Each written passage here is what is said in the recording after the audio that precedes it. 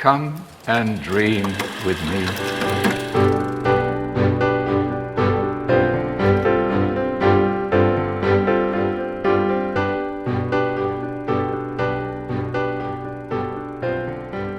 Hello and welcome to What Do You Want to Watch, the Explosion Network's premium media podcast. Every fortnight we get together to talk about movies, TV and online content and help you answer the question, when can you watch First Cow?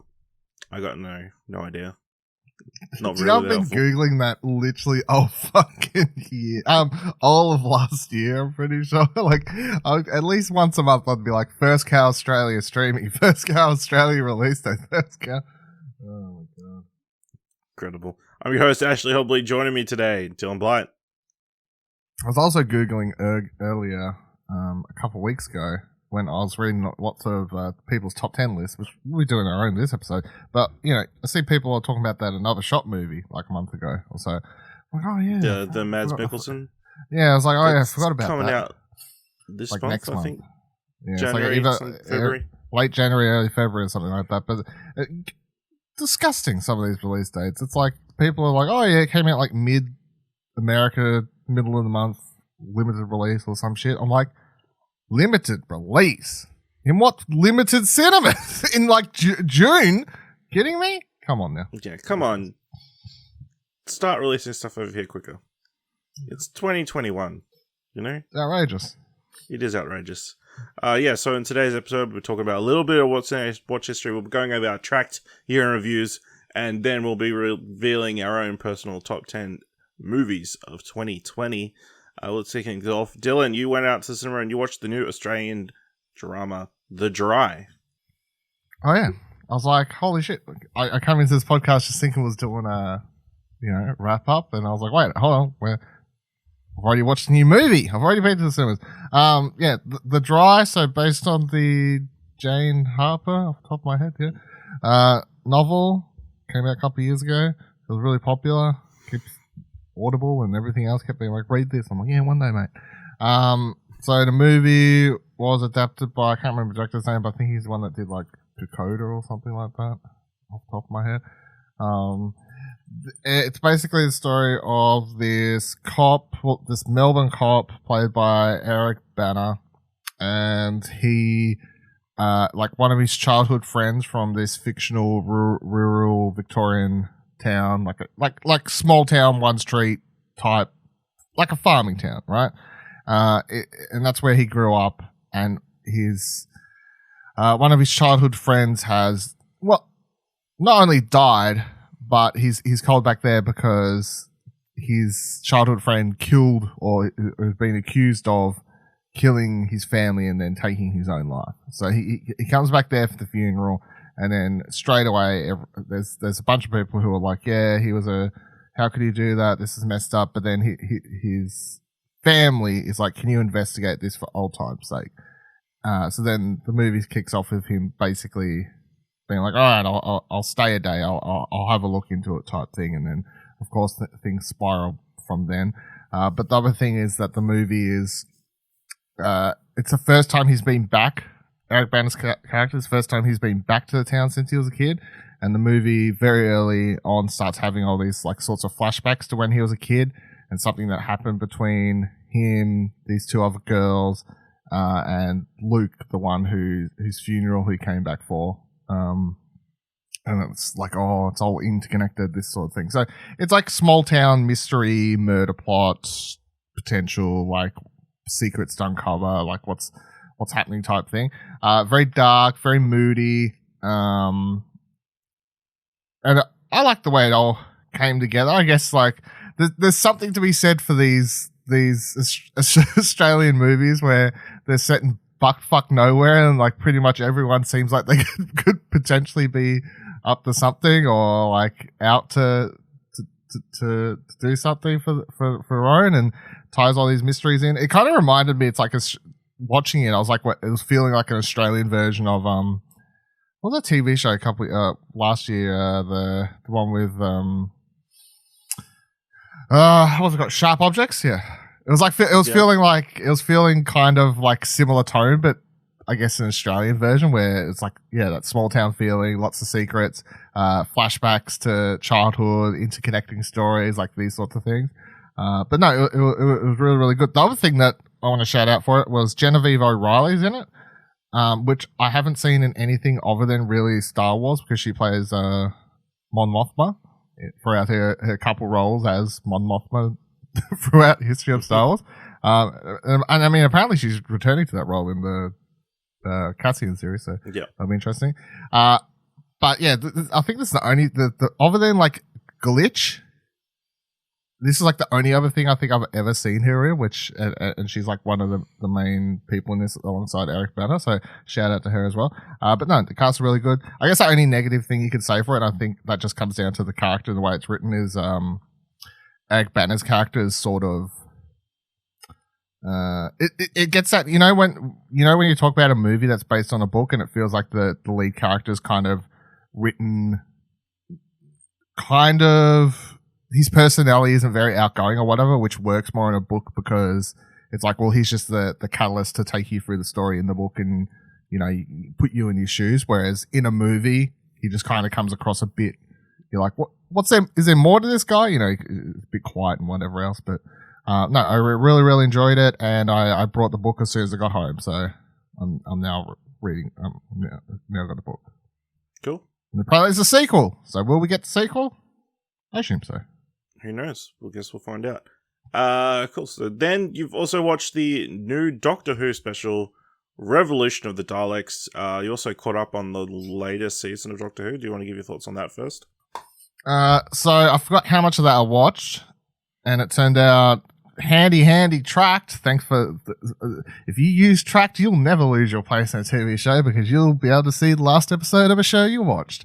I think I had to watch the last 3 or 4 episodes of season 12. That's kind of where I dropped off.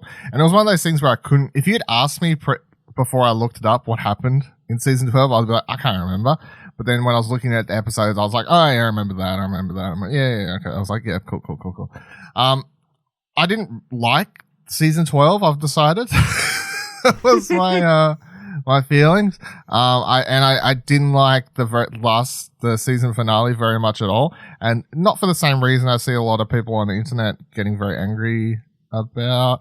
I'm just gonna spoil it because I'm about to talk about the goddamn special at this stage. If you haven't caught it, it's been like nearly a year at this stage. Anyway, the season finale of Doctor Who, they did this whole storyline where they reveal that the Doctor was so instead of just being a child of the Time Lords, she is a completely different species, and the original Time Lords weren't actually called Time Lords, they're called something else, and they basically got the Doctor's DNA and used it to make themselves be able to regenerate, and then they named themselves the Time Lords after the fact. So now they've set up this whole thing where the Doctor is like a completely different species from somewhere out there in the universe. Anyway, of course, hardcore nerds on the internet spat it because they're like, well, this changes everything.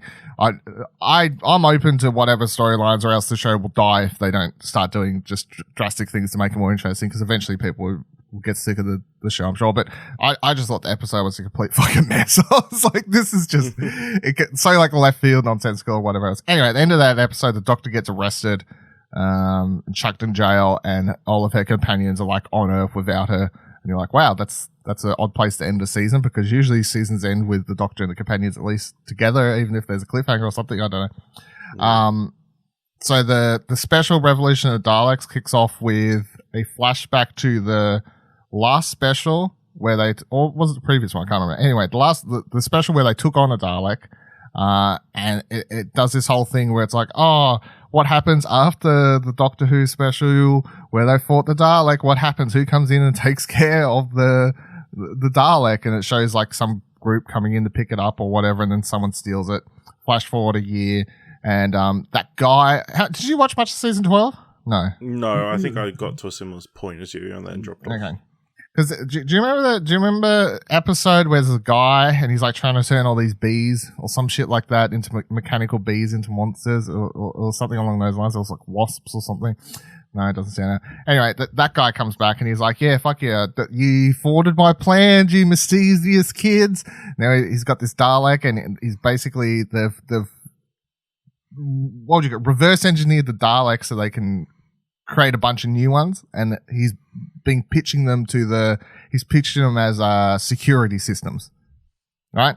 So they're gonna replace the police, and he's like trying to sell them to politicians or something like that. Of course, they don't actually have the Daleks inside them, or like the actual beings. They're just like reverse engineered. But then some cocky scientist is like, "Oh, I found some DNA strands." So then, of course, you know where that's all going to go. Yep. Anyway, Doctor's in prison. There's a lot of cool Easter eggs at the very start of this episode with the monsters that are in prison. Like, I'm not going to spoil all of them, but the first one I found hilarious is they've got a fucking weeping angel chained up inside this prison, just standing there with like fucking like handcuffs on it and everything. And of course, the Doctor blinks and you have a whole scary moment. There's a lot of other Easter eggs. And then, as seen in the trailer, Captain Jack gets himself arrested to help get the Doctor out of prison because there's a Dalek and we need help. And the rest of the special is really, really good. It was like fast paced. It was written well. I think having Jack in the episode helped because, obviously he's written with that sort of sly, fast paced humor and those sorts of lines. And he has a lot of great throwaway lines. If you're long-time fans of the show, you'll appreciate some of the things he says in the episode. That was great. Action-packed finale was really good, and then it's not a spoiler to say this because this was released before the episode, but the episode ends, the special ends with Graham and I can't remember the guy's name. Graham and his son or whatever his name is. They decide that they're done with their Doctor Whoing adventures, and so that's them, and that you have a little bit of a sad moment with them staying back and whatever else. So it was pretty good though. I actually think this is probably the best episode with the 12th Doctor in my opinion. Like best storyline. It was just like okay, so more of this because. I was generally surprised after coming off season 12 where I was like, okay, well the best episode was probably a 6, so yeah. All right. So you're keen for season 13 whenever that is?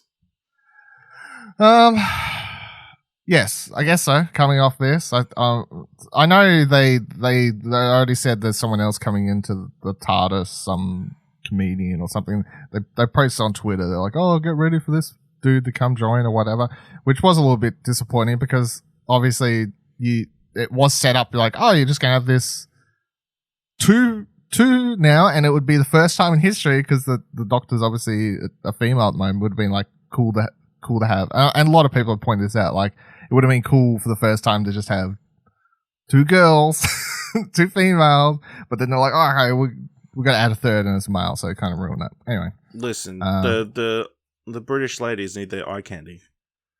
I think he's an older guy. I don't know. I don't know if he's considered a hot older man or not. I don't know. I'm looking forward to it because, as I said, that storyline that they at the end, like, oh, the Doctor's not really a Time Lord, blah blah blah blah blah. I don't hate the idea because if done right, there's lots of interesting ideas, and obviously that's where the show's going now. It's like, okay, so the Doctor now has to try and discover the true history of her past, or like where she actually comes from, kind of thing. And like that's cool. I'm down for that. I just hope it's done a lot better than the way they actually went about revealing it. The revealing it, because I just thought it was like that whole episode was piss poor. So during my break, I've been rewatching the animated series Legend of Korra, which was of course a spin-off of the Aang the Last Airbender. Super enjoyable. Obviously, this Korra is very different to Aang. Aang was very like pacifist and trying to be nice to everybody. Korra just punches first and then takes questions later, which is enjoyable to watch. Obviously, set like 100 years after the original version, so like machines and skyscrapers and all kinds of stuff are in there, and that kind of thing. If you haven't watched it, it's very, very good. Tackling a lot of interesting and adult themes, especially for an animated show, which probably explains why it didn't do very well and was, I think, the last few episodes ended up just airing on Nickelodeon's website instead of actually airing on television. Did they? Yeah. I didn't know that. Okay. Yeah, so if you've got free time, I mean, it's 4 seasons, 52 episodes. Great series. Can't recommend it high enough. J.K. Simmons voices one of the characters. If that gets you on board. But yeah, check out Legend of Korra now on Netflix.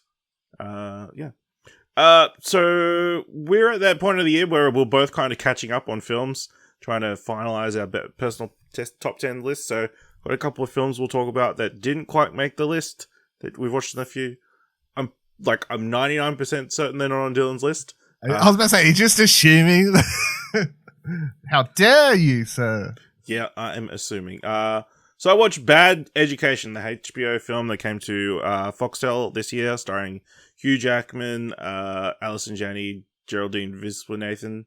Tells the story of a school district superintendent, played by Hugh Jackman, Dr. Frank Tassone, and his assistant superintendent Pam Blunkin, played by Alison Janney, who have over the last 8 years or something, while they've been working at the school, have been secretly stealing money from the school by charging stuff to a card and then sort of make it look like it's being invoiced to certain places and that kind of stuff. Tells the story of Geraldine Viswanathan's school student kind of uncovering the plot kind of by accident, and everything kind of it's not like the process of stealing the money. It's like the last days of this scam before they get caught. Really good. Hugh Jackman is amazing in this.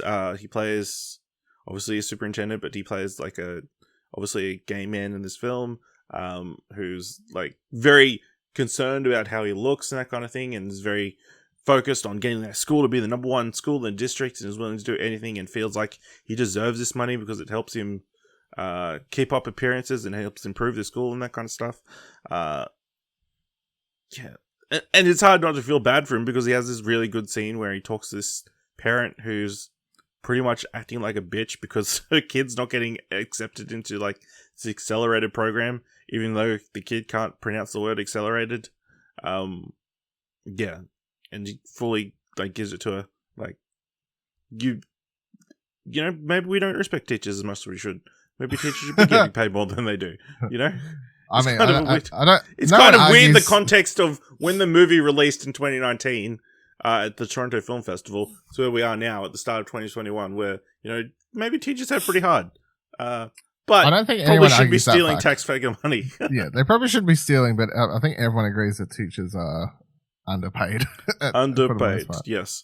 So I found that really enjoyable. Didn't quite make my top 10, but really good film. Worth checking out if you can. Dylan, you watched The Assistant. Yes.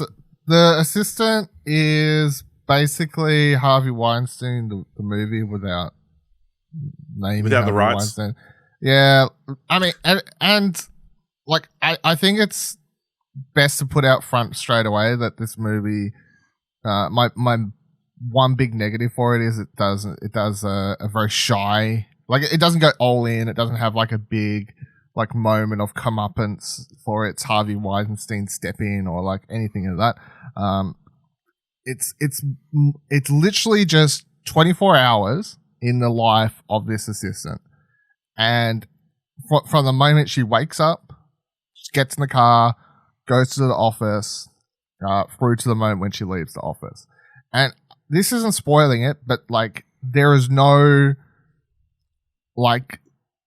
there's no major moment in the movie where she's she gets to get the guy arrested or it's more of a realistic look at if you was working in the office, the movie office of a Harvey Weinstein, what little things and what little details would you pick up on? What little jokes would you hear? What things were going on realistically that people just put up with or didn't really do much about?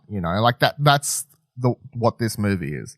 And for that, I quite enjoyed it. I think Julie Garner, She does like a really great performance in this movie because it mostly rides on her, and at times there's no dialogue. Like it's kind of just her doing things without ever really talking to people, and then because she's just in office, especially for the first little part of the movie, because she's like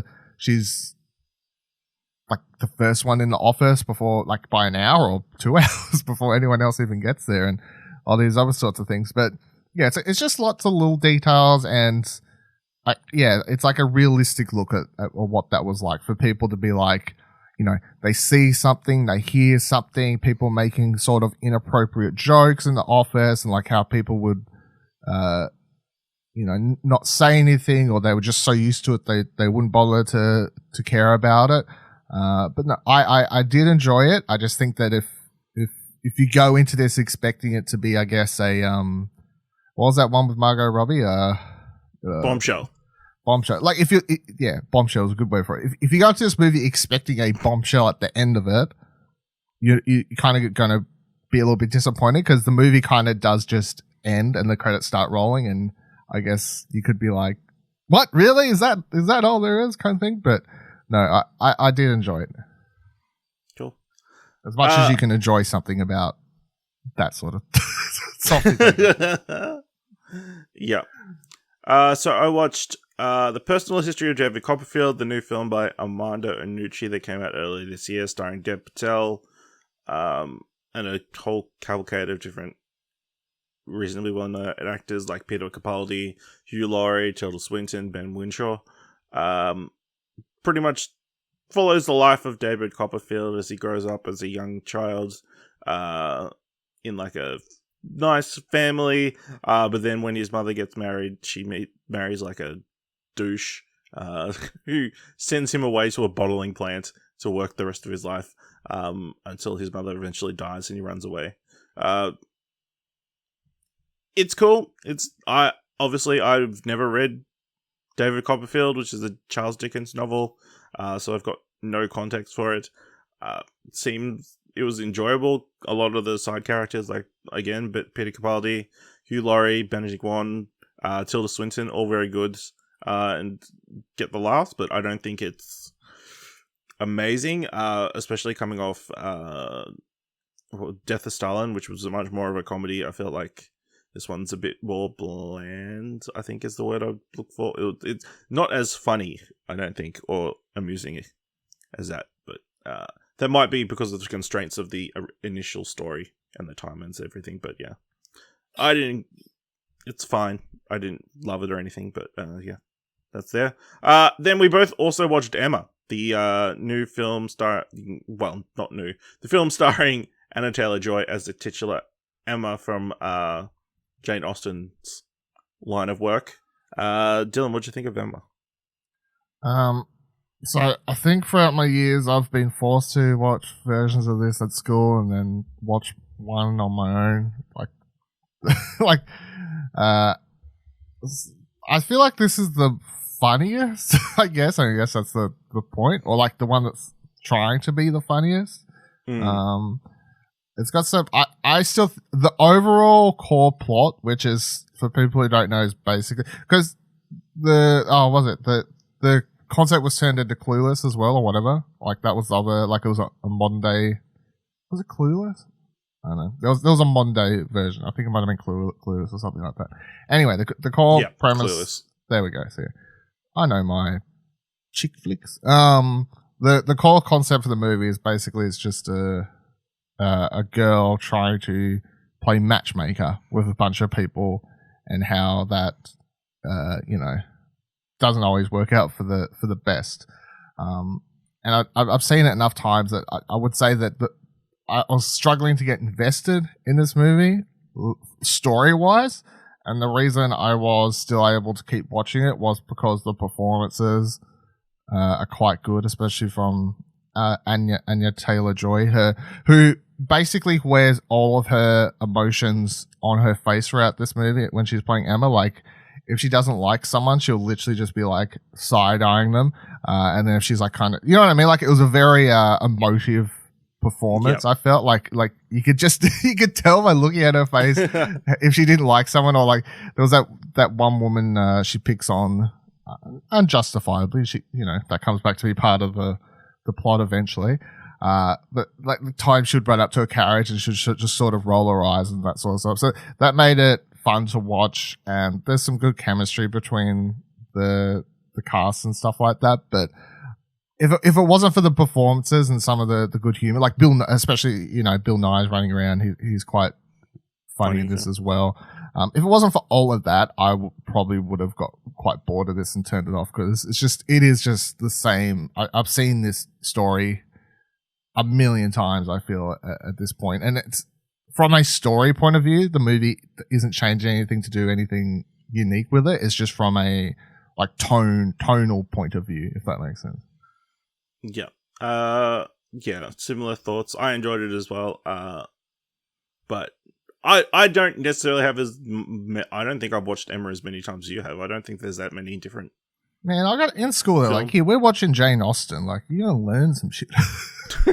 It was just like the Gwyneth Paltrow version, right? And that's it. Gwyneth Paltrow. Yeah, I've seen that one. Yeah. What was another one? There was an older one I've seen as well. And I'm saying Clueless. Does that count? Yeah, that counts. I guess it was a couple of BBC like miniseries. Yeah, it might have been one of those. One of those. That was a school one. One of those ones. Okay. But yeah, I enjoyed it. I think Anna Taylor-Joy is really good in this. She's really. She plays a whatever year version of a woman. Well, wherever this time is set. Period piece woman. Period piece woman. That's the words. Like it's 1800s or something. Yeah, you know. And I thought Johnny Flynn was very good as George Knightley. You know, he was a likable lead. You know what though? Shout outs to two members of Sex Education in this movie. That's what I was going to say. I was like, damn. It's weird. All these Sex Education people. Yeah, I was like, and like it's what's his face? The bully. He's playing like this sort of lovable guy. And then the really weird girl who does the alien sex play. Who's playing just this obnoxious, like rich woman or whatever. But I was enjoying it when they both showed up. I was like, hey, because I don't think I've seen anything else other than Sex Education. Yeah. All right. One more film in our mandatory Netflix segment of the show. Dylan, you checked out the 40-year-old version. Yeah. So this is, I think you already talked about this one, right? 40-year-old version for this is your first episode or something. It's about a like 40-year-old woman who is sort of like a struggling playwright. Yeah. And she like teaches kids like what do you call that? Like that's not normal schooling. That's like a community. Seems like it's a community type schooling thing. Like that. Community. Anyway, she's a struggling playwright, and she decides she's going to become a rapper. Which in concept, as you do, which when you say it like that, it sounds like this is a parody joke movie. But when you actually watch it, it does actually make sense. And it is a drama / comedy. The movie's quite funny. It has good comedy aspects to it. It has some good dramatic aspects to it. These sorts of things. There's one running joke throughout the whole movie that I found quite funny every time they did it, which is that every time she bent down to get something, they added in this nice crack noise of her knees, but they did it like several times. It made me laugh every time they did it. But no, yeah, it's just I think this movie would have done better if they named it something else. That's my one big thing. Like from the title to me now explaining the core setup for the movie, it sounds like it's a straight to DVD parody of like like the Scary Movie guys. It's like, hey, they crossed 8 Mile with fucking 40-year-old virgin and made this movie. It's like it's a parody of these things. I feel like a lot of people are going to look at the title and go, well, that's a stupid title, and they potentially skip it. So it's shot really well as well. It's shot on black and white. Shot with this sort of guerrilla style, I guess. Like it's just seems like it's just very natural shooting to it, I guess is the way to describe it. But no, I did enjoy it. I just think, I just hate the title. Like, I just wish it was named something else. Just Yep. All right. Cool. That's it. Let's move into our own personal Trakt Year in Reviews. So if you don't know, Trakt is the number one source to keep track of everything you've been watching, whether it's movie, TV, online content. There's lots of stuff on there. So if you're a VIP member, they'll give you a full list of facts and stats from your year of viewing. So as has become tradition, we'll run through our 2020 year in review. So Dylan, what was the first thing you watched in 2020? My first play of 2020 was Little Women at 6:05 January 1st. Okay. My first watch was 10 Things I Hate About You, January 1st, 10:39 p.m. First time I watched that film, I remember. Really? Yeah. Damn. Yeah. All right. How many hours of TV did you watch last year? How many hours of TV did I watch? 367 hours. Yeah, that's pretty good. I watched 644 hours of TV. Yeah, of course you did. Yeah. And mine's quite high. Mine would be higher than last year's. Like, I haven't Probably. looked, but I would assume it's much higher because I've been watching all this fucking wrestling, which counts as TV. So, hold on, I think I can bring up last year's, right? Yeah, hold on. Let's get a comparison. Last year, I watched 394 hours of TV last year. Fuck, I'm behind. I'm below.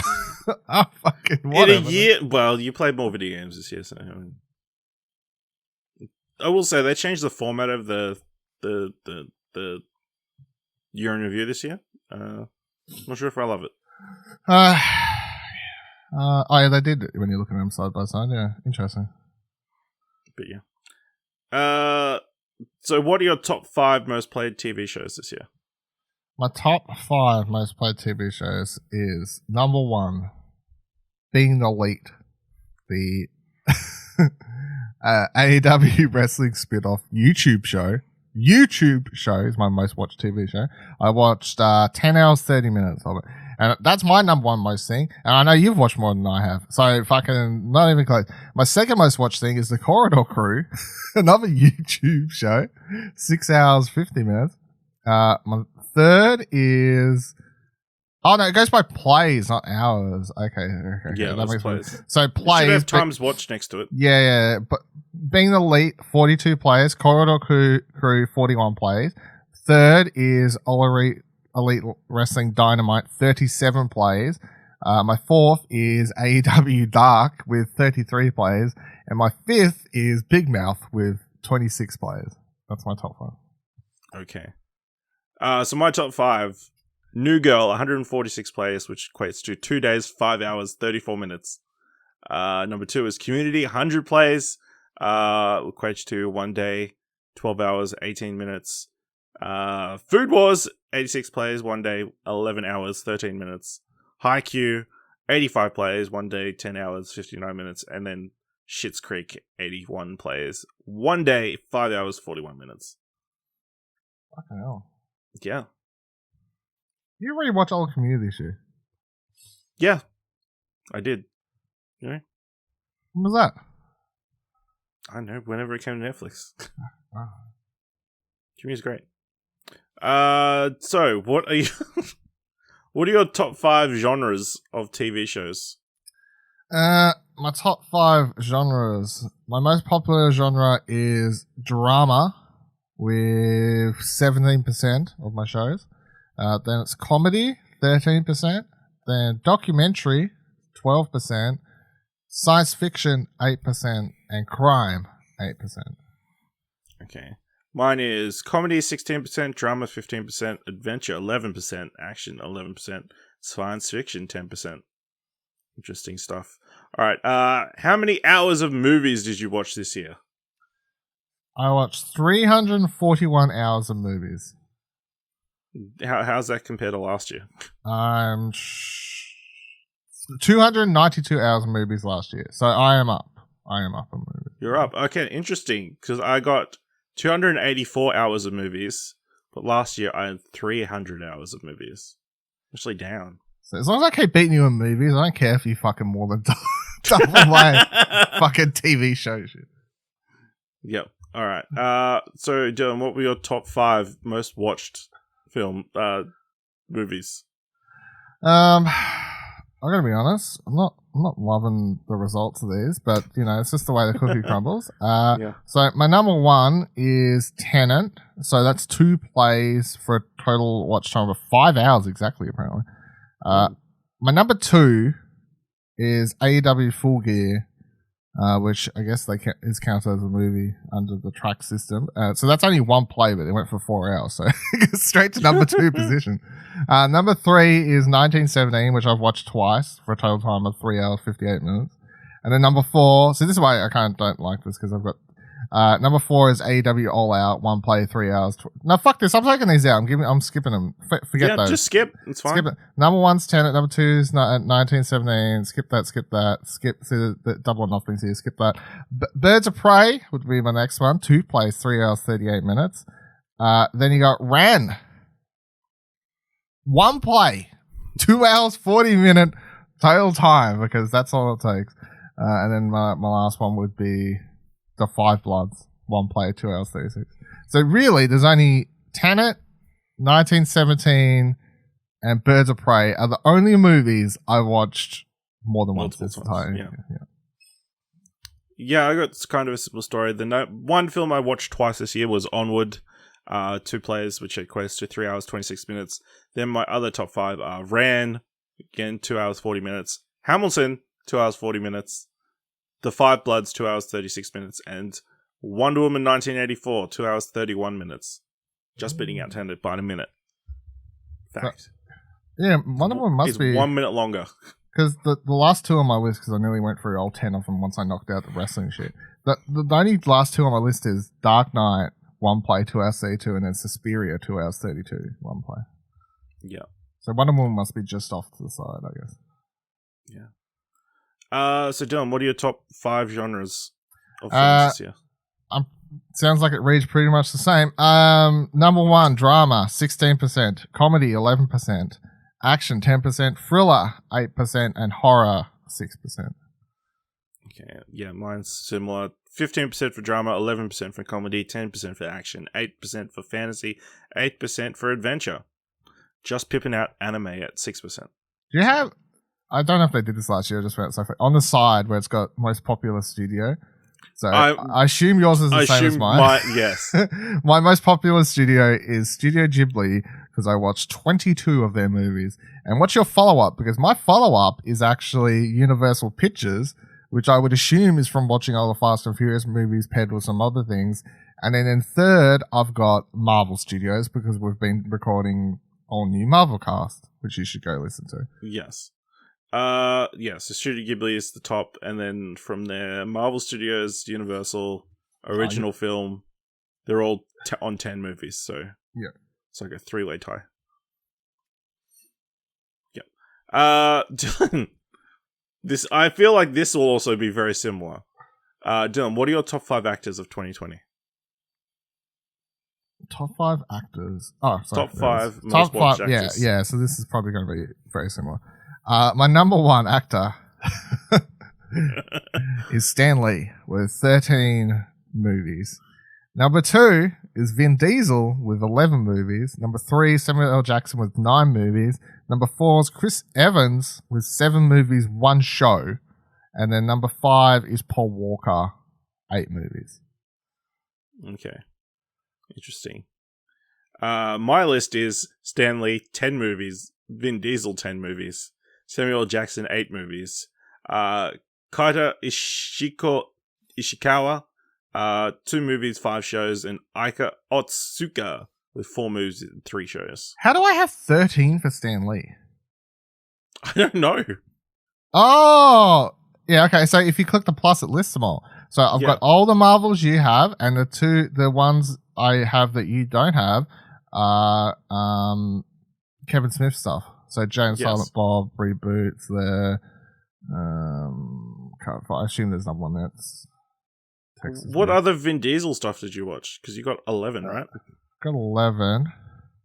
maybe you forgot to count something. So I've got all the Fast and Furious things plus Guardians of the Galaxy, but I've also counted. I watched the Turbocharged Prelude, Los Banderos, the Fast and Furious prequel spin-off stuff, whatever you want to call it. Like I've tracked that as well. Maybe I am missing something. Maybe I'm missing. You didn't track that, yeah, because they're the two extra ones on top of the core. I haven't tracked Furious. Fate of the Furious. Ah, there you go. There we go. Completely rigged. Two back now. Year's over. Too late. Yep.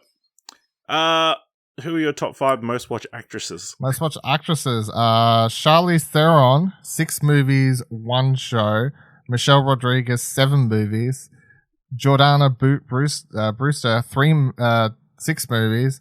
Hikaru Shida, 4 movies, 1 show. And then Elsa Pataki for 5 movies.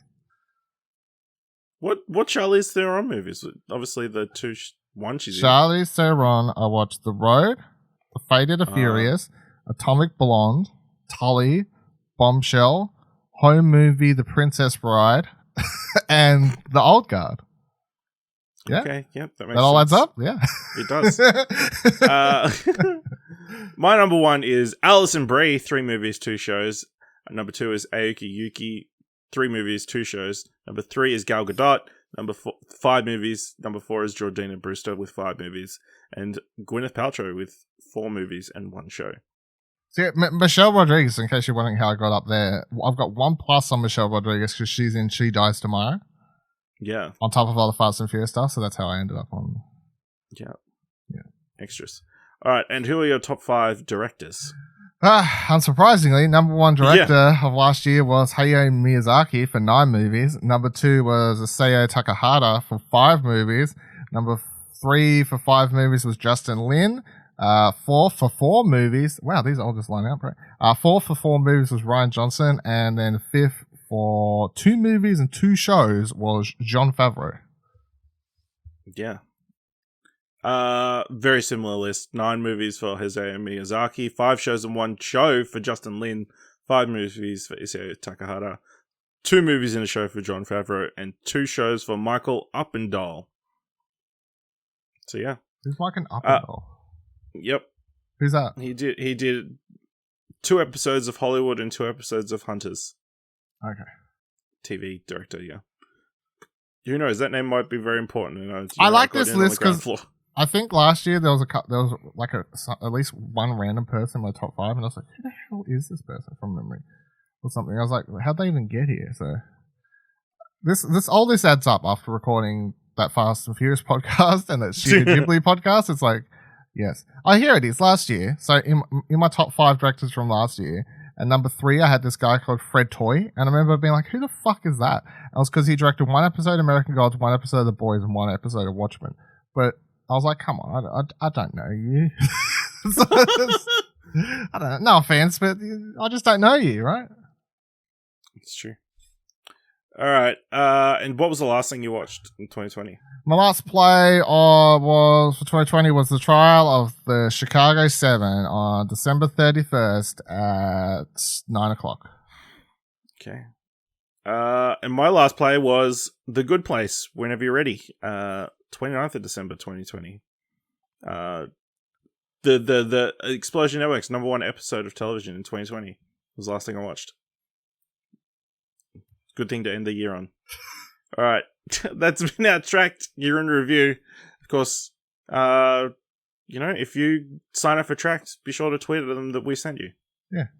Please. Get that sponsorship eventually. Need to get... just waiting till they send us a t-shirt at least. Yeah. All the free publicity. All right. Let's move on to the main event. Our own personal top 10 films of 2020. Dylan, what is your number 10?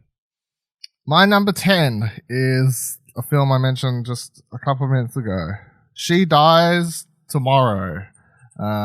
So this was a movie that seems like it was made after the pandemic, but it was made before the pandemic. So this woman played by, I was trying to find an actress so before I get anything wrong here, played by Caitlin Shield, right? So she plays Amy, and at the start of the movie, she just kind of walks into her home, and you're like, what the hell's going on? And it turns out that she's just decided somehow, like 100% in her brain, she's like, I'm going to die tomorrow. So she's living out the last of her life. And then as the movie continues, it's this disease. I don't know if you can call it a disease, like just somehow having the foresight to know you're going to die tomorrow, it starts spreading. So then it spreads to her friend played by Jane Addams, and then it kind of goes from there. And I mean, by the end of the movie, it's up for you to decide what you think about it. But it's a very weird movie. It's shot great. It's got some of these really great performances. I found it quite funny. I think it's supposed to be fun. It's like a drama comedy, I guess, but it's also quite weird. And obviously the humor, since it's about people all deciding they're just going to die, it's very dark humor in that. But it just worked for me. Like, and this is one of those movies where I think when I talked about it here, when I watched it, I was like, even when I wrote my review, and I think I gave it like a 8 to something-ish, something like that. It's like one of those things where I could never come on here and say, this is a movie that everyone should watch because it's amazing. I know very much that this is a movie that's going to work for some people and it's not going to work for others. And obviously for me, it just clicked and I very much enjoyed it. It was one of the standout things I watched in 2020. I don't know if that's in part because we was having COVID happening at the same time, and it's kind of about a potential disease spreading. I don't know if that took part of it. I just found it's a very introspective movie. It's definitely something that since watching it, I've watched other people's YouTube videos and like read other people's reviews just to see what they thought of the ending, like to sort of digest it after I watched it and these sorts of things. So. But no, I mean, if you want to watch something weird, wacky, kind of out there, She Dies Tomorrow. Number 10. Cool. My number 10 is Spontaneous, a 2020 American science fiction romantic black comedy film that stars Catherine Langford and Charlie Plummer as two high school students in a school where students start spontaneously combusting. So I want to watch this because this is from the guy who actually did the first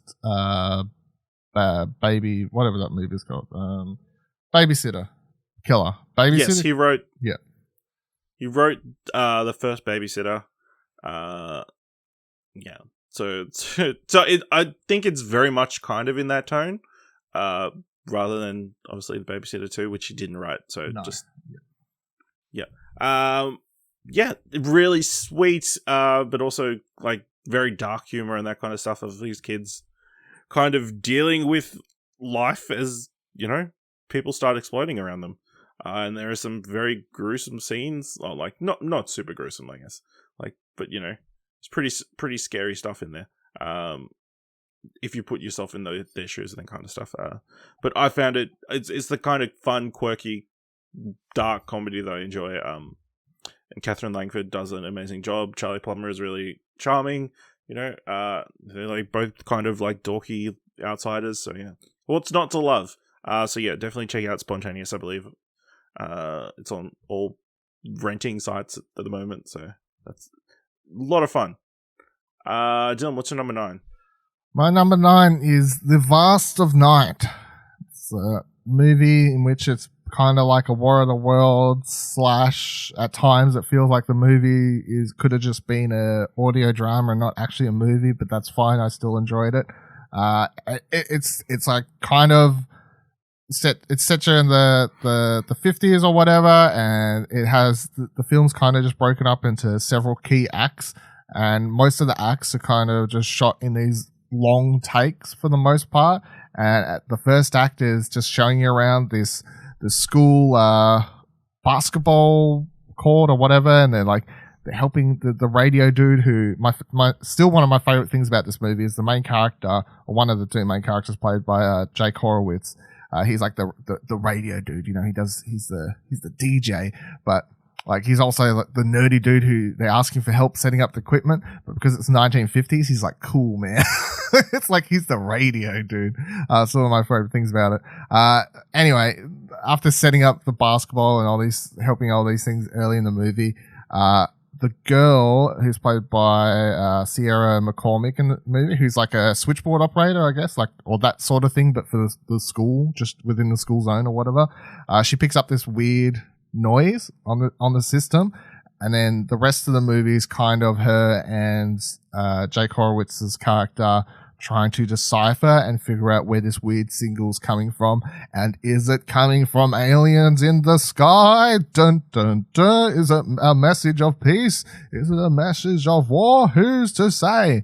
But I mean, the movie is, it's not, barely has, well, it has no action. It's, that's what I'm saying. Like, it's a throwback to War of the Worlds, like classic sort of radio type plays, I guess, but it's shot, has these great performances. I love the way it was shot. It just grabbed my attention, and it's one of my favorite things I've watched this year for sure. It's on Amazon Prime if you want to watch it. It's a Prime Video release. My number 9 is the Australian film Baby Teeth. Obviously, we talked about it not that long ago, starring Ben Mendelsohn, Eliza Scanlon, Essie Davis, and Toby Wallace. Follows a young girl who falls in love with a small-time drug dealer, much to her parents' disapproval, but she's going through cancer. So, you know, they let her date this older boy. Fun. Well, not fun. It's an entertaining story told it feels like a bunch of short stories kind of weaved together of this family and people kind of dealing with the situation of her slowly dying. But yeah, definitely have to check it out. Obviously won a ton of awards at this year's Actors. Everybody in this is fantastic. And everybody should check it out except for Nicholas Pryor, who will not enjoy the film because Essie Davis takes photos with an iPad. Fuck, I'm that is the reason. I'm not watching it. I'm not watching it then. I hate that shit. See that shit in public and I slap them out of people's hands.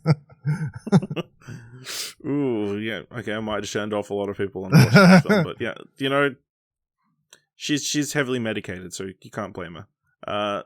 Dylan, what's your number 8? My number 8 is the only documentary on my list and my favorite documentary of 2020. The Netflix documentary called Disclosure: Trans Lives on Screen. I think this is a weird way to put it, but like, as someone who, like, obviously, like, I'm not my fucking pop. Let's put it that way, right?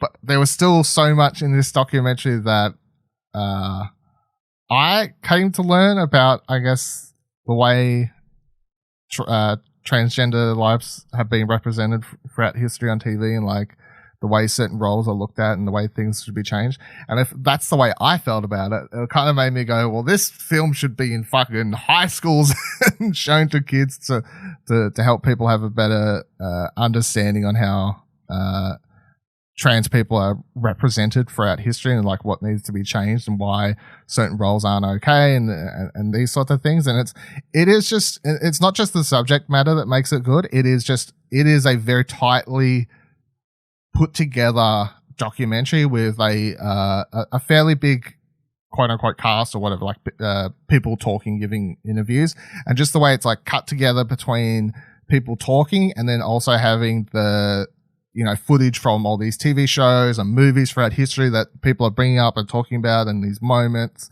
And specifically, it does a lot of like pointing out moments in history of like, well, this was like the first big trans character on TV, and like they break down how like maybe that was cool, like good for the time, but like how it's so bad now, and like, you know, like throughout history, and like, yes, it is really, really good and it's tightly edited, well paced, and it's definitely my favorite documentary I've watched all year. Yeah, Netflix, Disclosure. Watch it. So my number 8 is Wolfwalkers, the animated film from Cartoon Salon, currently showing on Apple TV Plus. Follows a young English girl who's had to move to Ireland with her father, who befriends a wolfwalker, who is a young girl who, when she's awake, she's a girl, but when she falls asleep, she turns into a wolf.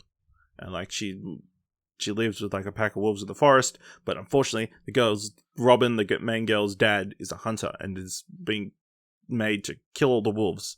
It's like a story of them like learning to appreciate each other and like, you know, pacifism and that kind of things. But, you know, man, you know, people in power don't like wolves and like that kind of stuff.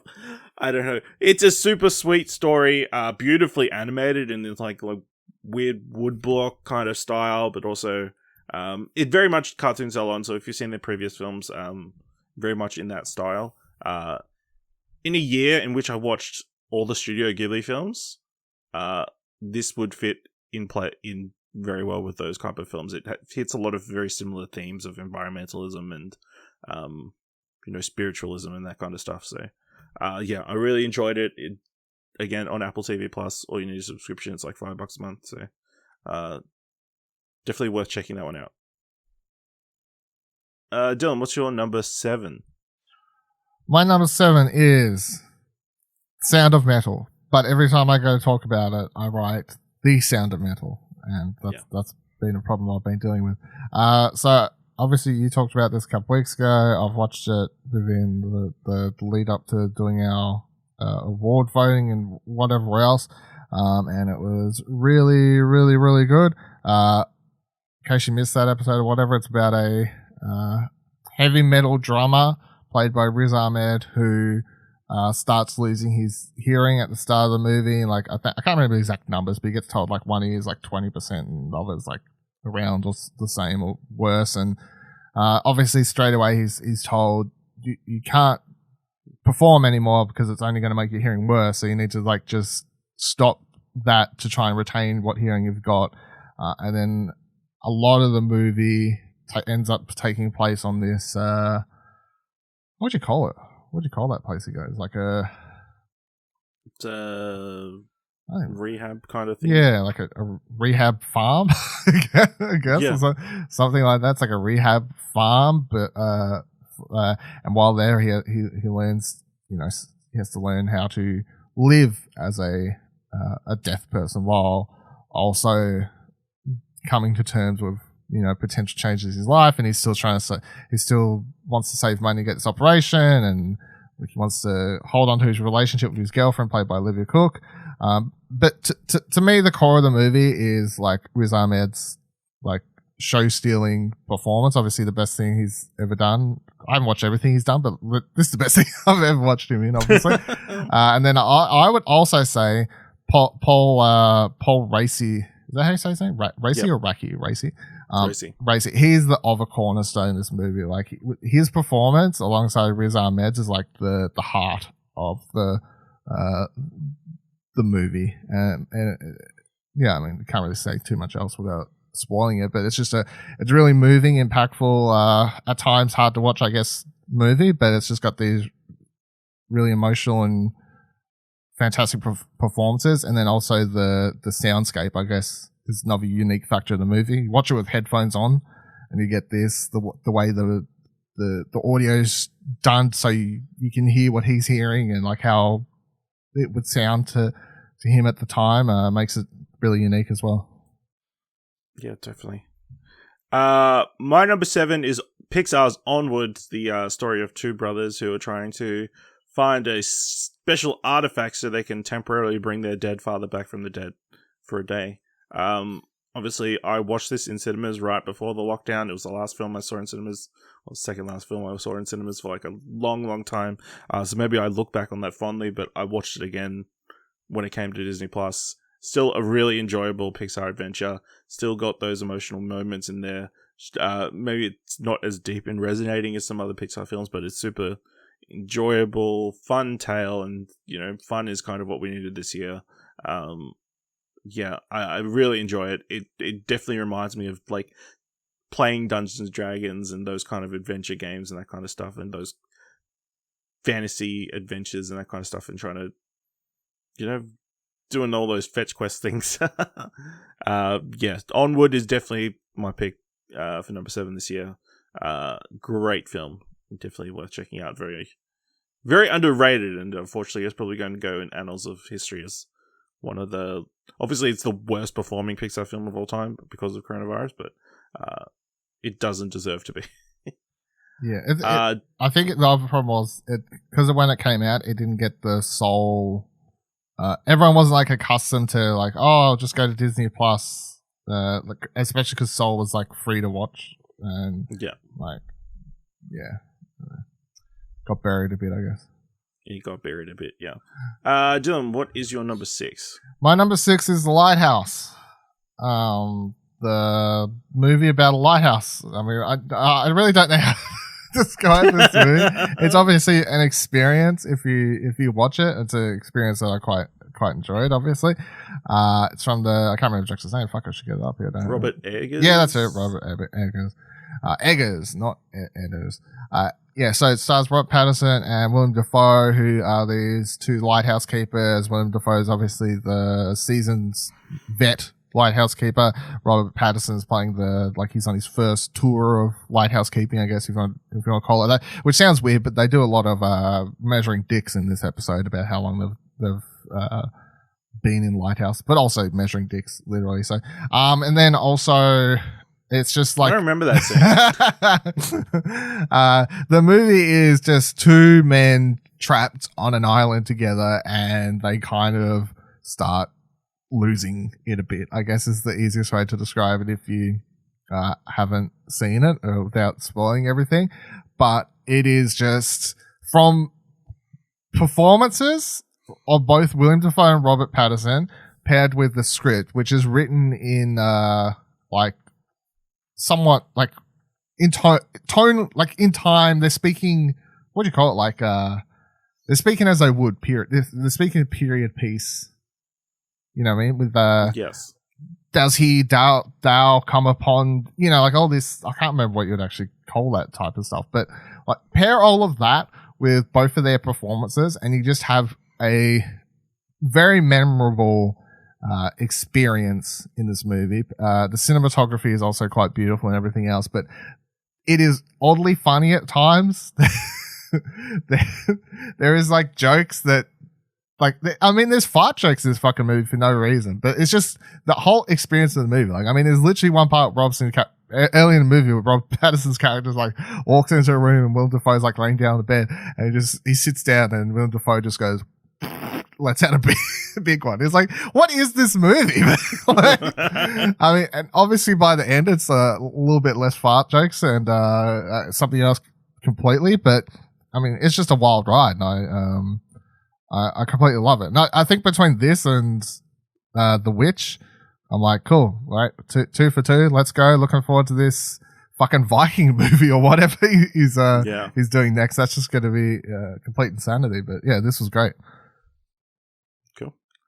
My number 6 is Hamilton. The not loud. No, it's fine. It's regarded as a movie under Trakt, so I mean, what else can you do? Obviously, the recording of the famous musical played on Broadway, starring and written by Lin-Manuel Miranda. Obviously, anybody who's heard about Hamilton has probably listened to the soundtrack and has watched clips and that kind of thing. So to be able to see a full production of it shot in probably the best way they possibly could have done it, it was super enjoyable. And after listening to the soundtrack several times, seeing it actually performed in full and seeing like the little nuances and differences in the way things are delivered during a live performance as opposed to the actual recording was really great and special, and I think it's presented in a really great way, even including like the intermission, and the the announcement at the start of the show to tell people the show's about to start and that kind of stuff, and to turn their mobile phones off, which is very important in a theater. Yeah, super enjoyable. Definitely one of the better things that would be classified as a movie that's released this year. I think. I wouldn't be surprised if we see this in cinemas at some point down the line. Even though it came to Disney Plus, I wouldn't be surprised if it's like one night only. You can come watch Hamilton in a theater, in a cinema. Maybe. Of course, they're about to do Hamilton on Sydney theatre next year. So maybe check it out that way if you don't want to pay to watch Disney Plus, even though that's probably likely more expensive. Yeah. Completely different cast as well, so. Different cast, yeah. They'll all speak in Australian accents, you would assume. Right? That'll be a nice spin. I don't know. I was watching. I watched ABC's Christmas Carol. Not Christmas Carol. New Year's Eve experience thing or whatever. And after the fireworks or something, they had the cast of Australians Hamilton come up and sing a song. And they didn't have thick Australian accents, so maybe not. maybe it's fine. That's true. There's no dialogue, so there's no spoken lines. So it's all singing. So yeah. Dylan, what's your number 5? My number 5 is a movie I only just recently watched, and it came out it just slips into 2020 scheme of rules. Portrait of a Lady on Fire, the French film, which got a whole heap of buzz at Cannes or wherever it was, and I wanted to watch it for ages, and then for a long time I refused because the only way at the time I could find to watch it was to buy a fucking DVD, and I was like a heathen. What? See, the other thing I knew about this movie was they were like the director chose to shoot it on fucking 8K or something instead of film and all this stuff. I'm like, cool. So the movie is obviously gonna look great, and they're like, hey, in Australia you can only have it on DVD. I'm like, yeah, no, bro. And then it came out Stan. Like mid this year, I think it got added to the streaming service. Anyway, it was a whole fucking comeuppance. Not to mention the fact that I think its release schedule was it had a limited release right at the end of 2019, and then got a full release or whatever early January. Of course, it never came to my cinema. It probably got a limited release in your art house cinema up there or whatever else. Yeah, it did. Fucking anyway. Long story short, I've had a whole story trying to watch this. And still streaming it free Stan, I would still say that there was times where it just because there's some scenes where it's like shot at night. You know that Game of Thrones episode everyone hates because of the bit rate and the streaming and because it was shot in pitch black nearly. It just did that whole weird pixely type thing, the blacks go all weird. This is what that was doing. I'm like, well, if I could find a fucking 4K Blu-ray to watch this on, it wouldn't be doing any of this shit, would it? Anyway, the story of the movie, after I've done all my complaining about process of watching it, the story of the movie is about this woman. What's her name? I don't know. Marianne. So she's a painter, portrait painter or whatever. She's a painter, artist. And she comes at the start of the movie. She's coming to this island, where there's other woman who's called Heloise. Yeah, sure. And her mother's trying to. How do you say about it? Saying about she's trying to marry her off to this wealthy man set during the 18th century or whatever it is, and then she wants a portrait made of her. And what happened to the last painter?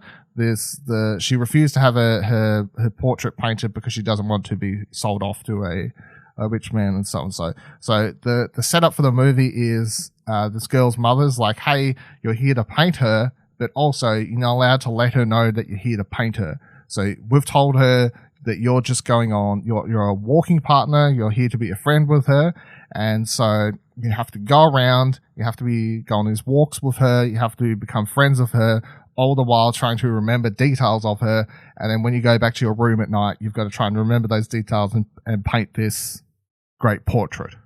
It's like a secret spy movie, really, when you pitch it that way. And I mean, long story short, of course, as she starts to get to know the girl, she starts to like her, starts to become friends with her, and then she starts to feel a little bit more friends with her, and they both start to get feelings for one another.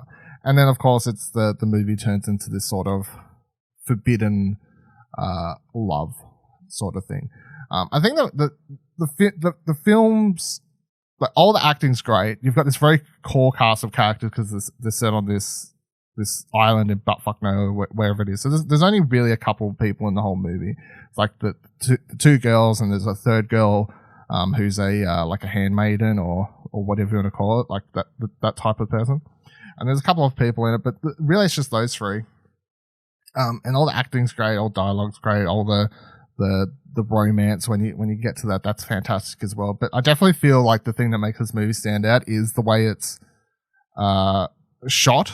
Like it is. If you've ever heard someone say Portrait of a Lady on Fire is a beautiful movie, they're not overselling it. Like between the way it is shot, stunning cinematography, and then you pair that with the fact that they actually have these paintings that she's making in this movie, which are fantastic paintings, to the degree that I looked it up after, and they're like, yeah, those paintings that were made for this movie are now like getting taken around to different museums around the world to go and show us, hey, here's the paintings from Portrait of a Lady on Fire.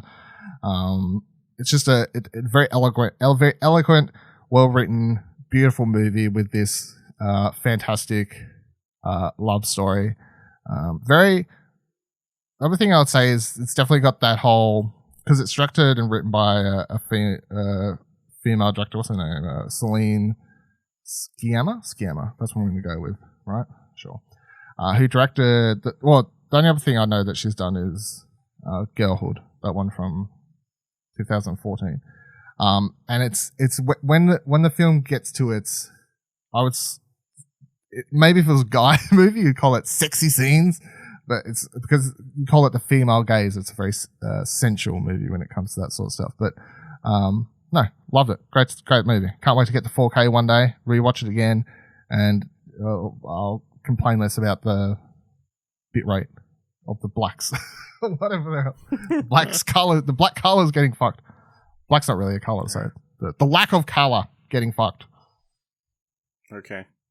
My number 5 is also a film that just scraped into 2020. Released January 1st, 2020. Little Women. The latest film by Greta Gerwig, starring Saoirse Ronan, Emma Watson, Florence Pugh, Eliza Scanlon, Laura Dern, Timothy Chalamet, Meryl Streep, and Bob Odenkirk. Yeah. Adaptation of the 1868 novel of the same name, I think, is easily the best version of the story that we've gotten so far. Obviously, stellar cast. Really interesting way that obviously Greta Gerwig chose to tell the story, with obviously intertwining two halves of the novel, in which she obviously in the original novel she tells it in a linear fashion. In this one she tells it in a non-linear fashion, in which you tell the story of their childhood rather as opposed to the story of their, I guess, young womanhood, and how that reflects, culminating in certain scenes that kind of oppose each other perfectly. I think obviously Florence Pugh, amazing in this. Obviously her character has long been regarded as like a villainous character, or like an antagonist or whatever, but I think everyone kind of to come to love and appreciate Amy watched this film. It of all the period pieces I watched this year, this is probably the best one. So I'll just jump in because this is my number 4. Even though I was going to make a joke about how I keep picking movies that got limited releases in 2019 and just scraped into 2020. But I obviously the first movie I watched, and it made it to number 4 on my list, so that means it's something that lasted throughout the whole year. And it is just this it's the cast, really. I mean, as great as Greta Gerwig's direction and her screenplay and everything you're talking about, like her take on it is definitely an element of what makes it special. But I'd say it's like without this cast, Saoirse Ronan, Emma Watson, Florence Pugh, Liza Scanlon, Laura Dern, Timothy Chalamet, Bob Odenkirk, and whoever the hell else. Like it's mainly the girls, I guess, if you want to. It's mainly the girls. Let's be real. It's mainly the girls we're talking about. But you just love all of them by the end of the movie. There's no like, the bitch sister. Fucking it's none of that with this movie. It's just like you want all of the girls to be happy by the end of the movie. You want all of the marchers to be happy by the end of the movie. You feel sad for them all when you got to feel sad. And there are some sad moments in the movie, obviously, and there's happy moments in the movie. And you don't like when they're showing a certain character or focusing on a certain character at different times. It's like, we're going to focus. Well, I mean, obviously, the main part of the movie is like mostly focused on Jo. She's like the main character. But then when you're showing Meg and she's off to be a rich girl school or whatever you want to call it, like all the dinners and all that stuff. You're not like, oh, I'm sick of following this character, or like when you're following Amy through her art getaway with her aunt, or was it? It was an aunt, right? Meryl Streep. Yeah, it was. Yeah. You're not like, oh, I'm sick of following Amy, and like like when and then Beth, you're definitely not sick of because you're just hoping for the best for her throughout this whole movie for certain reasons. So yeah, I guess that's it. I mean, you just like all the characters. And then Laura Dern, most lovable mum in movies in quite some time, I would say. Like you just want her to be your mum. But no, Little Women was great. Loved it. Cool. So that was your number 4. Yep.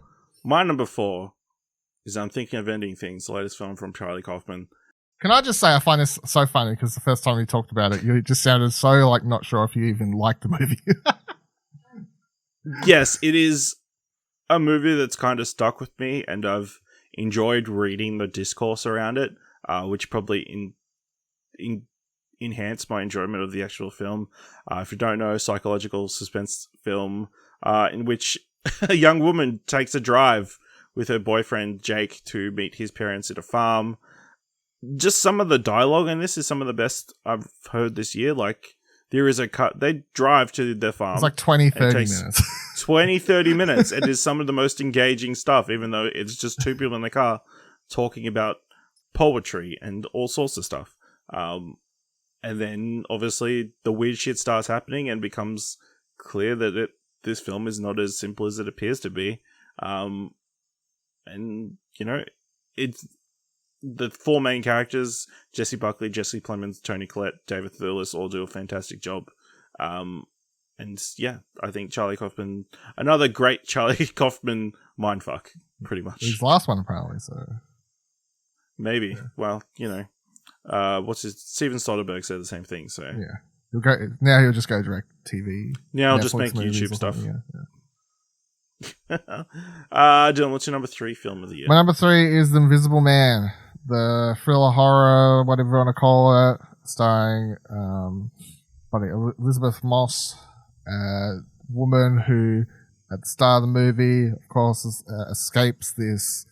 You don't really know why at the start of the movie, I guess, but she's escaping with a secret bag hidden under a bed and everything, and this whole like big deal to escape.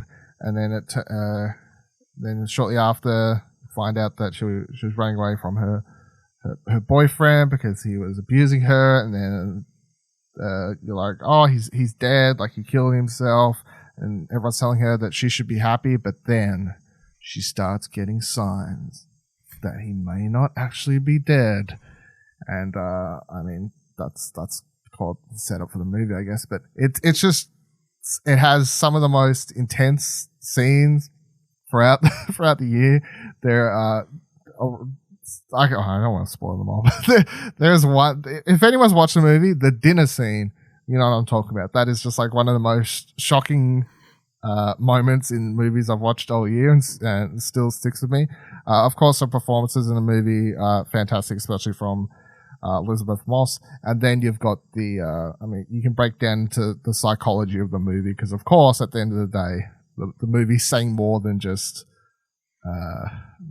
it's more than just your normal horror movie. It's breaking down, abusive relationships and the men in power and these sorts of things. But fantastic movie. Everyone should watch it. Cool. My number 3 is The Trial of Chicago 7, the latest film from Aaron Sorkin, starring an ensemble cast featuring Yaha Abdul-Mateen II, Sacha Baron Cohen, Daniel Flattery, Joseph Gordon-Levitt, Michael Keaton, Frank Langella, John Carroll Lynch, Eddie Redmayne, Noah Robbins, Michael Rylance, Alex Sharp, and Jeremy Strong. I think it is, because it's fun listening to people deliver Sorkin dialogue. Sorkin has a very distinct voice that is fun to hear. Obviously set around the trial of Chicago 7, which happened after they made they held protests at the Democratic National Convention in Chicago in August 1968, and were accused of inciting riots follows kind of the case of what happened, and flashing back to the events of the days leading up to it, and kind of discussing how all these people of this like kind of opposing ideologies came together to hold these events, and then kind of getting screwed over by a corrupt judge to a certain extent. I think everybody is amazing in this film, especially Sacha Baron Cohen gives one of his best non-comedic performances, even though it is kind of comedic. And yeah, obviously Mike Rylance, amazing. Frank Langella, one of the worst people you watch on film this year. Yeah, I really enjoyed it. So that's because number 3. I couldn't figure out how to do my top 10, I ended up doing top 15 because it made it easier to place, like to narrow down my list. So anyway, this is 14 in my top 15. the way I worked it out, because I only watched this, as I said, on New Year's Eve finally. But no, I couldn't get over that. The one scene I can't stop thinking, you're like, oh, Sacha Baron Cohen, these more serious movies.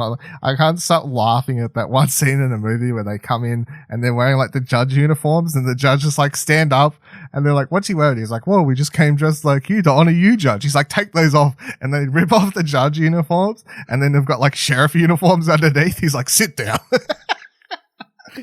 It's so funny. It's just weird how funny that movie is, while also tackling obviously very serious stuff at the same time. And I gotta be honest, after seeing everyone's like hot takes on the internet about the writing being a bit too on the nose or whatever else, I'm like, I don't give a fuck. Like, it's very obvious that this movie is like, he's like, I'm telling the tale of this from the thing that happened in the 70s, but also I'm going to tell it in a way that's very much like saying, hey, shit like this could happen again / is kind of happening again. Like, like you could tell it's written in a way to say, like, I'm not doing a movie about a thing that happened. I'm doing a movie about a thing that happened that's very relevant to today. So I guess some of the dialogue comes off a bit ham-fisted, but at the time I'm like, I don't mind. it was especially when you got the great lines like that in there. Yeah. Dylan, what's your number 2 film of 2020? My number 2 is Holy Shit, I'm Gonna Come. Uncut Gems. Uncut Gems, a film that got a limited release in America and then never even got one here and just came out on Netflix in January, whenever it was. So yeah, if you haven't watched Uncut Gems and you have a heart problem, don't watch it. But if you don't have a heart problem, you should watch Uncut Gems, because it's 2 hours something of just pure anxiety-inducing / adrenaline at times. It's one of the hardest movies to watch because you just want to turn it off because you fucking hate every decision that the character's making on scene. So it's, in fact, I don't think I've ever watched a movie where I've just hated every decision a character is making at all times throughout the movie. I mean, that's kind of the point, because in case you don't know, the movie is literally Adam Sandler's character. He plays was he like a broker? What's he? Yeah, like broker, that's a job, like right? A pawn broker, like a pawn broker. Yeah. So he's in debt to a lot of people, and the movie is basically him trying to wheel and deal and trade and like get this big rich diamond so he can sell it off to like make the big payday while also paying off all the people he owes debt to throughout the movie. However, there's times when he could have just paid everyone off throughout the movie and everything would have been okay. And he instead, because he's a fucking addict to gambling, he chooses to like double down and try and not just pay back his debt, but make more money while on the same time. He keeps wheeling and dealing, and the movie is just the way it's shot, the way it's paced. It's just, people are always talking. People always, like, the moment the camera goes into the pawnbroker place, just the way that, like, especially the opening of the movie shot with just people back, forth, talking, like, you're in your ear. It's a lot, done on purpose, of course, but yeah, it almost feels documentary-like to a degree, like, especially in those sorts of scenes. And, yeah, Adam Sandler gives his, I don't think there's anything else, like, his best performance ever, like in a serious role. I don't think anything, like, there's a couple other serious roles he's done that I quite like the Meyerowitz stories he did a couple of years ago, and I can't think of, there's at least one other movie, I can't think of. But Punch Drunk Love, or yes, there's like a couple of things he's done over the Rain on years, Fire. but I don't think anything comes close to his performance in this. It is definitely the best thing he's done, and the directors of this movie, the Safdie brothers, between this and of course we've talked about Good Time, and I love that movie as well. I'm just like, come on, like they're hitting it out of the park with these movies, and sort of. I know Robert Pattinson maybe didn't need reinventing to the degree that Adam Sandler did, but you know, they give these roles to people, and you're like, you can't really picture them in the roles, like if you were to pitch it ahead of time. But when they're in the movies, they're just fucking in the movies, and Uncut Gems is a hell of a ride. Yeah, so I watched this one in the lead up to catch up to. I felt like I had to watch it because obviously you and Nick love this film a lot. Like you said, very stressful experience watching it. At one point, I just had to stop and like read what happened because I was like, I don't think my body can put up with any more of this stress. Yeah, amazing film, but you know, it's not something I want to go through. It's so weird though, because like if you go to a video store in the old day and you go to like the thriller section, man.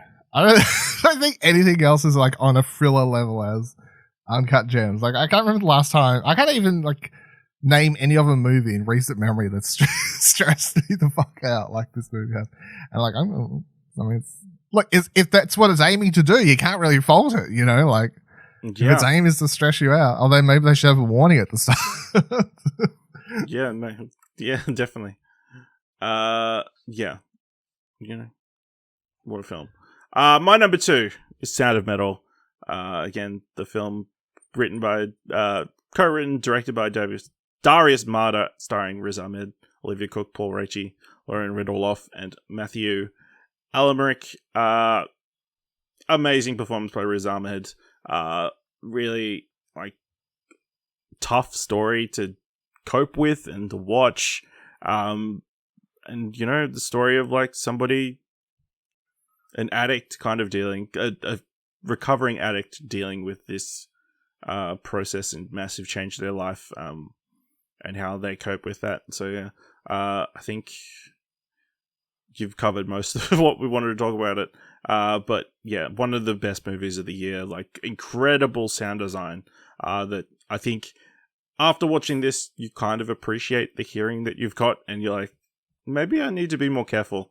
You know, I know I'm not going any rock concerts anytime soon, but you know, maybe steer clear. You know, maybe turn the volume down a little bit on my headphones and that kind of stuff. Yeah, because it's kind of losing your hearing is kind of like a scary thing, even though the people in this film are of the opinion it's not something to fix. It's like it's just the way you are and that kind of thing. Which is a great message to have, but you know, it's still like a scary prospect, I think. Yeah. Dylan, what is your number 1 film of 2020? My number 1 film of 2020 is it's not called I just keep adding the to movies. It's everything. True History of the Kelly Gang, a film that didn't get a limited release and just came out on streaming services in early January. So, obviously I liked this movie a lot when it came out, and like it was getting a lot of like mixed reviews or whatever else. And when I was sitting down to, you know, knock out my list, that I had my top sort of 5 there, and I sort of kept trying to not place it number 1 for whatever reason, just doing that whole thing subconsciously where I'm like, no, I can't have that as number 1, you know, like can't have that. But I just kept thinking about it, like, no other movie, because I went and rewatched certain scenes from it again on YouTube just like to see how I felt watching them. I'm like, damn, this fucking movie's great.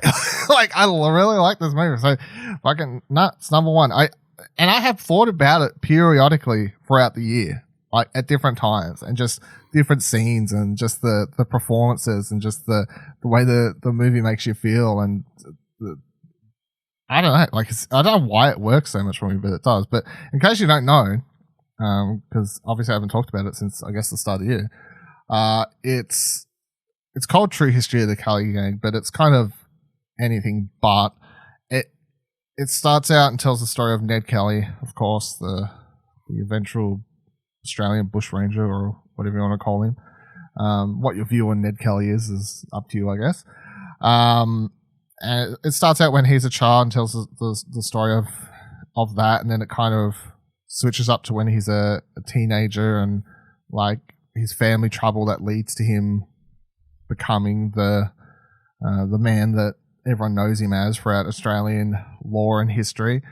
But I guess I think the thing I like so much about the movie is that it literally, in my mind, I don't think it's really up for debate. Ned Kelly is in Australia viewed as like the symbol of tough guy Australian shit. Like I see people coming to work wearing Ned Kelly shirts and they're like fucking bikers, or you know what I mean? Like it's people love Ned Kelly and they think of him as this badass piece of Australian history, right? And I mean, I guess maybe if you, depending on how much you know about Ned Kelly or how much you look at it. I mean, I, when I was like in grade 6 or 7, the first time I found about Ned Kelly, I was like obsessed with him. Like, and my nan would buy me books about Ned Kelly. Then when I was in grade 7, my family, we did like a drove around Australia, went to the key places, and we stopped at like the Ned Kelly place in whatever fucking town it is, and like looked at all the things there, like whatever the city is, the town where he had his last stand. So like even I've always been interested in Ned Kelly because it's like such a big part of Australian history. And what this film does is it literally takes the most machoism thing in a lot of things that people love about Australia, Ned Kelly, and kind of turns it on his head. And it's like an interesting introspect at not only Ned Kelly as a person, but also I guess the way Australians view and look at Ned Kelly and what he done. I think that's the reason I find the film so interesting, because it's not just a film about Ned Kelly. It's a film about his legacy and the way people perceive and look at his legacy.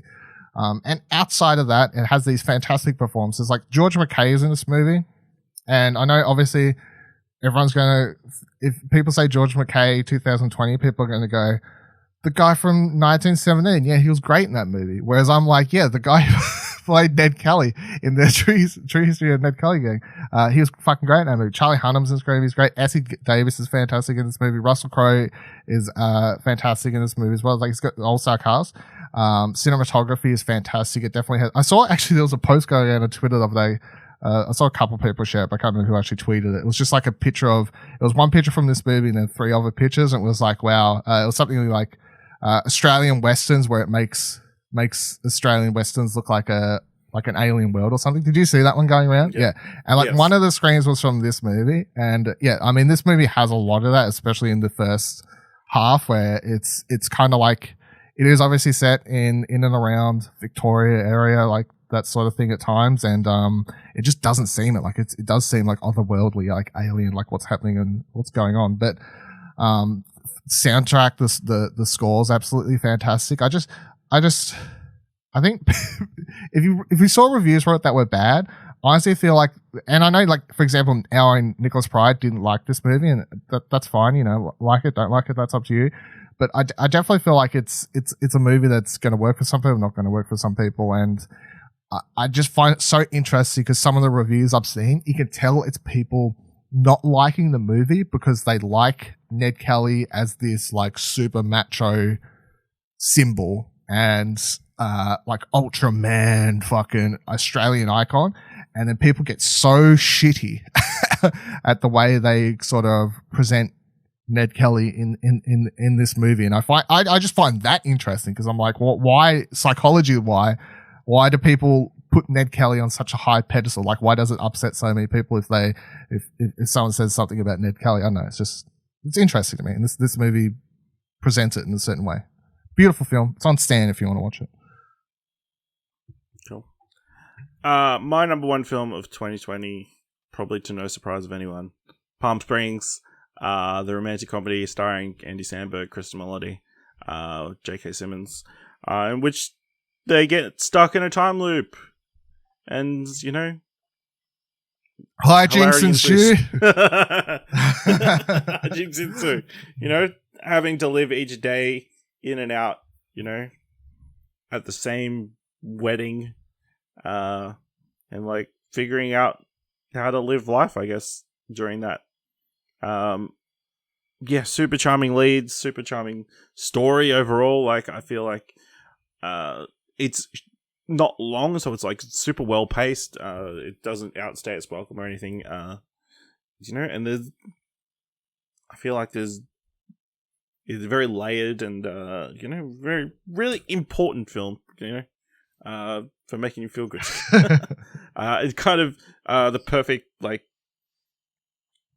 2020 film. We've had perfect 2020 film when we've all felt like we've been living the same day in, day out, for a long portion of the year. But like it really tackles like the time loop genre, which has kind of had a renaissance in the last couple of years. Thursday, what a concept. Kind of parodies some of the ideas and that kind of stuff. So yeah, I love Palm Springs, available on Amazon Prime.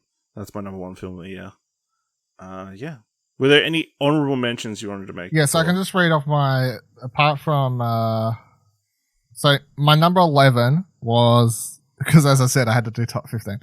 My number 11 was 1917, because I really like that movie. Not as much as some people, but I really like it. Obviously, I did watch it twice, and it is a experience. Like, if you're one of those people that watches movies on your phones and you watch that movie on your phone, you're fucking disrespecting. That is a movie best seen on cinema, big screen. Just fucking experience it. Yeah. Number 12 was Crypt Camp. So that would have been another documentary in my. That's my second favorite documentary I watched this year. Talked about it a couple months ago. It's a Netflix one about this camp for all manners of disabled people, like all different types of disabled people coming together. But it's not just like the camp that they come together over. It's also like sort of this. What they do afterwards that is like a push for adding, like wheelchair ramps to places. Like, and it's just like a part of history that I knew absolutely fucking nothing about. That, like when you look around the world now and you see things, accessibility type things, and like from wheelchair ramps to whatever else, like you watch a documentary like this and it really feels like it started with these people. At number 13, I had The Five Bloods. Obviously we talked about it. Like, when that coming out? Like June, something like that, middle of the yearish, something like that. Yeah. Spike Lee joint. Obviously, it tells the story of these. Was it 5 vets? I think it's like 4 or 5 vets, right? They're coming together to return to Vietnam after, in like current day, to try and honor the. To recover the body of their fallen. Yeah, their leader, who was played by Chadwick Boseman. But also gold. But also they want to find gold that they left behind, during the movie. And the movie just tackles lots of interesting ideals, like especially having one of the characters who, like, a black man who's a Trump supporter, and it's a lot of interesting looks at sort of character types and these sorts of things. And the movie is both a war movie, a comedy, hunt to find gold. Like, it's just a lot of things, and it's like a lot to take in the first time you watch it, but it's definitely one of the best things I've watched all year from a performance side of things. And then number 14 I had Trial of Chicago 7. And then at number 15, I had Time, which I feel like I did a bad job of explaining last week. And that's because I don't really know how to pitch. All I know is the best way I described it the week when talking about is, I guess, the way I'd pitch it. Like, it is a documentary where it feels like you're watching poetry in motion to a degree. It's just like, it is.